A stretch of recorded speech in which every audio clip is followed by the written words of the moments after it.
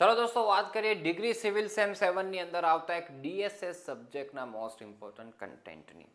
DSS આમ તો numerical વાળો સબ્જેક્ટ કહેવાય, પરંતુ એમાં થિયરીનું પ્રમાણ પણ સારું એવું પૂછાય છે. 25 માર્ક્સની થિયરી તો નોર્મલી તમને જોવા મળી શકે છે. તો કઈ કઈ થિયરીઓ આઈએમપી છે હું તમને કહું છું. ન્યુમેરિકલ્સ માટે દોસ્તો છે એના સ્ટાન્ડર્ડ ન્યુમેરિકલ્સ જ હોય છે, અને એના માટે તમે જૂના પેપર રિફર કરો તો બહુ સારી બાબત છે. બરાબર, તો ન્યુમેરિકલ્સ દોસ્તો મેં અહીંયા નથી લખ્યા, એ આપણે પેપરમાંથી જોઈને કરવાના થાય. અને આપણે નોટ્સની અંદર કરાવ્યા છે. આપણા જે ક્લાસની અંદર જોઈન થયેલા વિદ્યાર્થીઓ આપણા નોટ્સની અંદર જે ટાઈપના ન્યુમેરિકલ્સ છે એ જ તૈયાર કરજો. એમાંથી જ દોસ્તો એ ટાઈપના ન્યુમેરિકલ્સ આવશે. વેલ્યુઝને એ બધું થોડું બધું ચેન્જ કરી શકે, બાકી ટાઈપ્સ આપણને બધા એ ટાઈપના જોવા મળશે. ચાલો, તો સૌપ્રથમ દોસ્તો આપણે શરૂઆત કરીએ. ચેપ્ટર નંબર 1 થિયોરિટિકલ ચેપ્ટર છે આખું. તો types of loads act on structure દોસ્તો નામ લખવાના છે. આઈએસ કોડમાં આપેલા છે, પેજ નંબર અને એના ક્લોઝ નંબર લખેલા છે અહીંયા.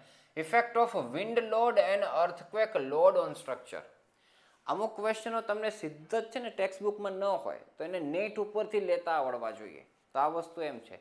પછી એવી રીતના પણ ક્વેશ્ચન પૂછાયેલો છે કે ભાઈ વિન્ડ લોડ છે ને અર્થક્વેક લોડ છે, તો આપણે હાઈરાઇઝ બિલ્ડિંગ હોય તો એમાં જે વિન્ડ લોડ લાગે એના કરતાં અર્થક્વેક લોડની ઇફેક્ટ કઈ રીતના અલગ પડે છે, ડિફરન્સ શું આવે છે, એવું પૂછાયેલો ક્વેશ્ચન. તો આ બધા બુકમાં ના મળે, પોતાની રીતે સમજીને લખવા પડે. પછી વિન્ડ લોડ્સ છે દોસ્તો, તો એમાં રિલેશન બિટવીન વીબી અને વીજેટ, તો એનું ફોર્મ્યુલા લખો. K1 K2 K3 શું છે એ લખવાનું થાય. Factors for designing wind speed દોસ્તો, કયા ફેક્ટર્સ છે જે ધ્યાનમાં રાખવા પડે છે વિન્ડ સ્પીડ ડિઝાઇન માટેના. તો વિન્ડ સ્પીડ ડિઝાઇનમાં જે ફોર્મ્યુલામાં જે વસ્તુ બધી આવે પેરામીટર્સ, એ જ બધા ફેક્ટર્સ અફેક્ટિંગ હોય એના. પછી lateral force due to wind load as per IS 1893, તો આ એમાંથી દોસ્તો વિન્ડ લોડમાંથી ક્વેશ્ચનો છે.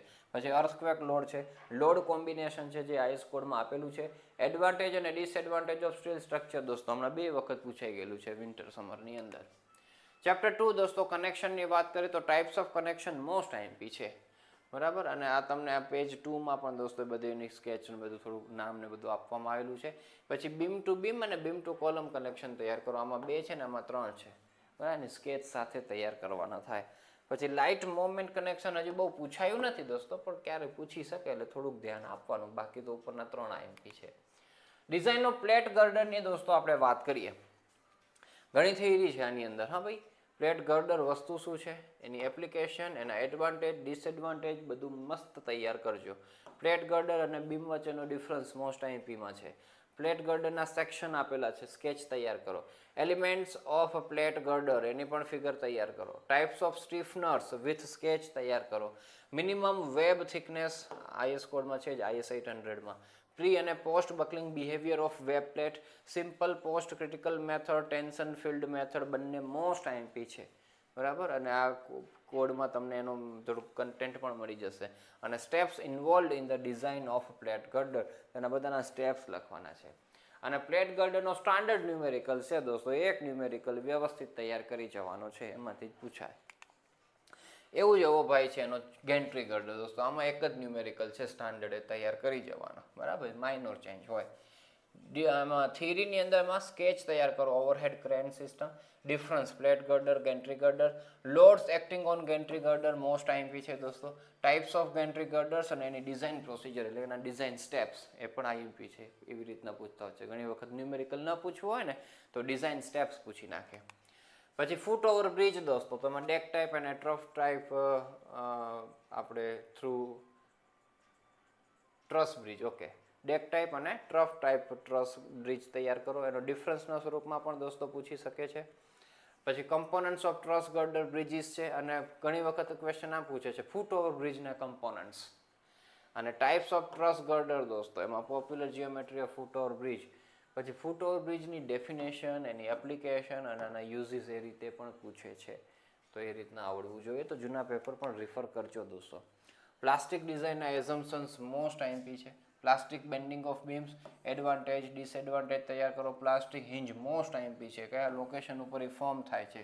Basic theorems of plastic analysis 3 theorem છે, મસ્ત શોર્ટ એન્ડ સ્વીટમાં તૈયાર કરો. પછી shape factor, load factor, collapse લોડની ડેફિનેશન તૈયાર કરો. અને સેપ ફેક્ટર તમને ફાઇન્ડ કરવાનું કહે છે સર્ક્યુલર સેક્શન માટેનું, ફિક્સ જ હોય તો એ પણ તૈયાર કરી દેવાનું. બાકી એના બેઝિક્સ જે બધા ન્યુમેરિકલ્સ બને છે એ તૈયાર કરવાના.